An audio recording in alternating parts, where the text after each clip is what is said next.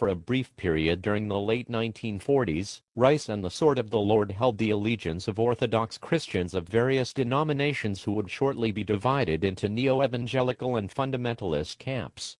While continuing to support older independent evangelists such as Bob Jones Sr. and Hyman Appleman, Rice now also endorsed the newer ministries of Youth for Christ, the Southern Baptist evangelist R.G. Lee, and especially, the young Billy Graham.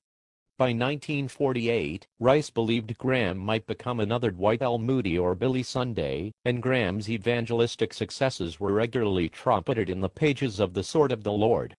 Meanwhile, Graham was busy distancing himself from fundamentalism.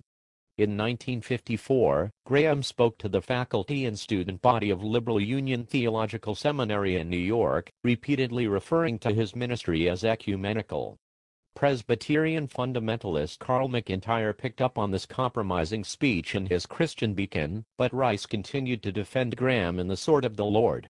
Not only had Rice engaged in wishful thinking about Graham's position, but Graham also used his considerable charm to remain in Rice's good graces for as long as possible, for instance, by inviting the older men to participate in his 1955 Glasgow campaign.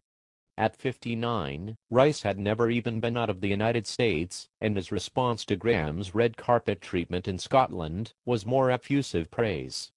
Nevertheless, by 1956, the religious differences between Rice and Graham could no longer be papered over.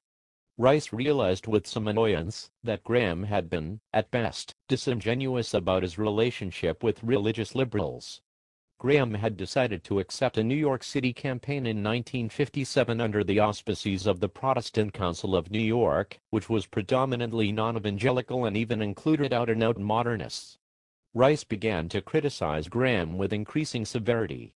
When the 75-year-old Bob Jones Sr. decided to draw the line of demarcation between fundamentalism and neo-evangelicalism, Rice agreed to chair the Resolutions Committee at a meeting of fundamentalist leaders in Chicago, held on December 26, 1958.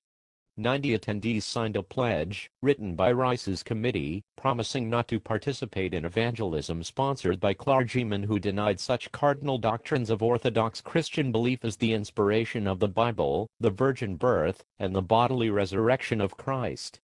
The names of Bob Jones Sr., Bob Jones Jr., and John R. Rice headed the list. Rice had clearly cast his lot with such separatist fundamentalists as Carl McIntyre, Robert T. Ketchum, W. O. H. Garman, George Beecham Vick, Lee Roberson, Oliver B. Greene, and Archer Weniger, while the majority of Protestant evangelicals opted for a less militant position. The break with Billy Graham left the sword reeling. Circulation dropped from over 100,000 in 1956 to 67,000 in 1957.